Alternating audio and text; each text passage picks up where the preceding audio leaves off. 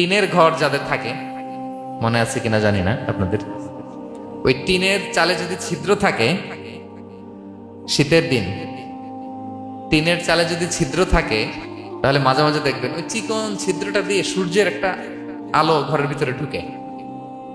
মনে পড়ে? টিনের চালের ছিদ্র, চিকন এই ছিদ্রটা দিয়ে সূর্যের একটা চিকন রশ্মি নিচে পড়ে।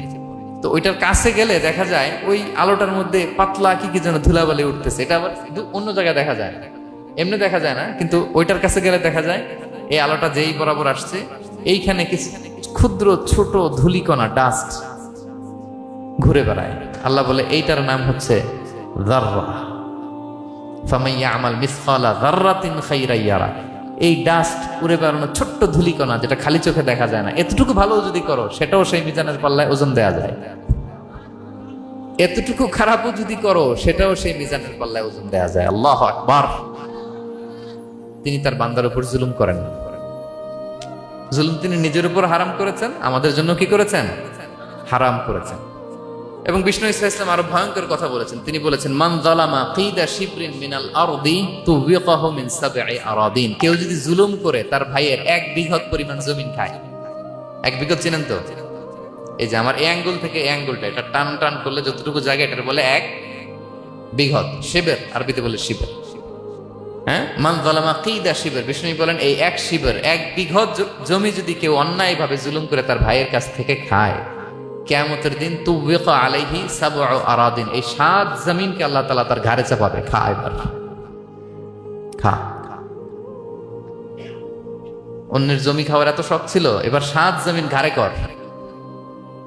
কিয়ামতের ময়দানে আপনার দেহটারে বিশাল আকৃতির করা হবে, এই 7 জমিনকে আপনার কাঁধে তুলে দেওয়া হবে।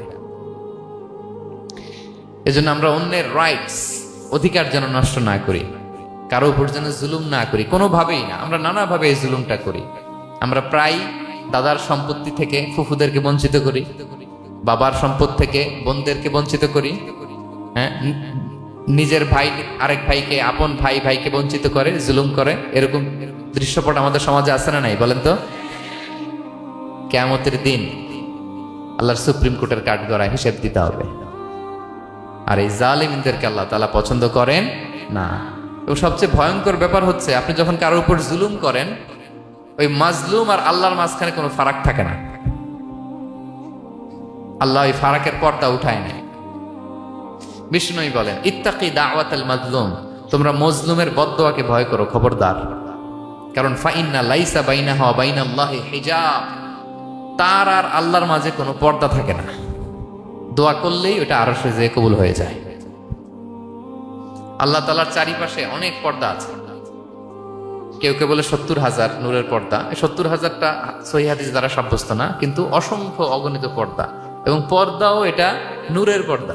আচ্ছা বলেন তো, জানলা দিয়ে বাইরের আলো ঠেকাতে আমরা দেয়ালে জানালায় কি লাগাই? পর্দা লাগাই। পর্দাটা কিসের তৈরি? মোটা কাপড়ের, যাতে করে ওই আলো না আসে। কিন্তু আল্লাহর চারদিকে যে পর্দা, ওই পর্দাটা কিসের? নূরের আলো। ওনার পর্দায় আলো দিয়ে তৈরি। সুবহানাল্লাহ বললেন না? বিষ্ণু বলেন, ইত্তাকি দাওয়াতাল মাজলুম, মজলুমের বদদোয়াকে ভয় করো।